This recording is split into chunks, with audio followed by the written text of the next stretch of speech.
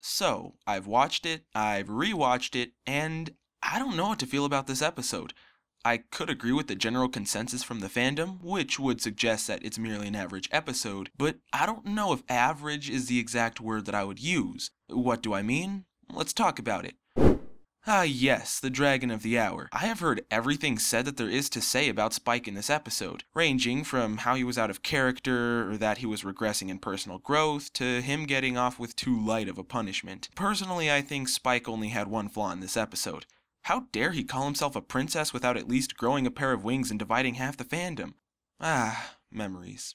Anyway, in all honesty, I didn't have a problem with Spike in this episode. Sure, he wasn't at his best, but he has most certainly been worse. And as far as his character goes, we've seen him acting without thinking of future consequences before. No, my main problem with the episode lies mostly with the story itself. And that's not to say it wasn't entertaining or thought-provoking. On the contrary, when Spike was stuck in the situation of having to give authoritative advice to the two delegates, and Twilight wasn't awake to help him, I couldn't help but stop and wonder what I would do and say in the situation as well. And if nothing else, the story gives many reasons why Spike is not yet ready to take on more mature responsibilities, which is fine, he'll hopefully get there one day, but I have to say that the way that the episode arrived at such a conclusion seemed rather weak to me. At first, Spike had good intentions of helping Twilight. He wanted to do everything in his power to help her sleep and lighten her stress. That's very nice. So then, why did the episode feel the need to make all of his well-intended efforts blow up in his face? Think about it. Even if Spike never abused his power and only operated from a stance of legitimately wanting to help Twilight sleep, the meeting hall still would have been flooded.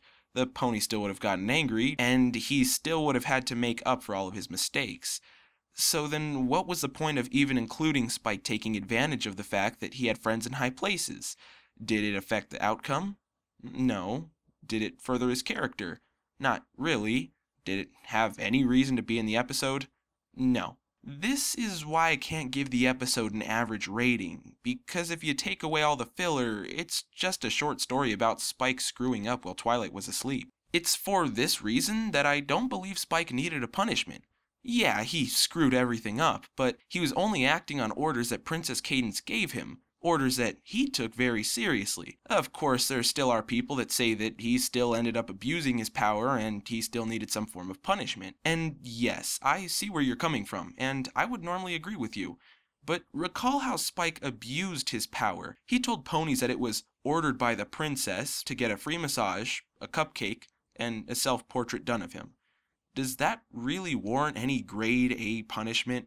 Sure, it's never right to take advantage of power given to you, but I don't know, it just didn't feel like Spike was abusing his power as much as he was selfishly accepting perks that come with it. Though it was good to see that at least this time there was someone who was keeping an eye on him. And I don't know what it is about season 5, but the princesses are more interesting than ever. I don't think there's been a time when I actually felt that Cadance had a role outside of, well, just existing. She actually cares about Spike and doesn't want to see him abuse his power. I suppose it is fitting, seeing as how he saved her kingdom twice. And as a side note about her character, I love the way she guides her subjects. While Celestia speaks in cryptic riddles and sends you on tasks that help you learn more about yourself and your surroundings, and Luna goes into your dreams and manipulates them so that you can arrive at the conclusion yourself, Cadance just flat out says what she's concerned about so that you can improve.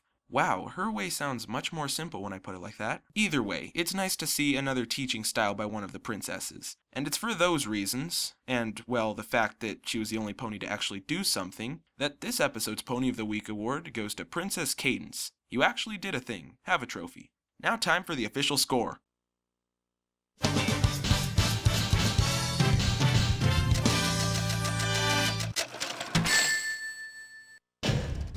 It needs to be about 20% cooler.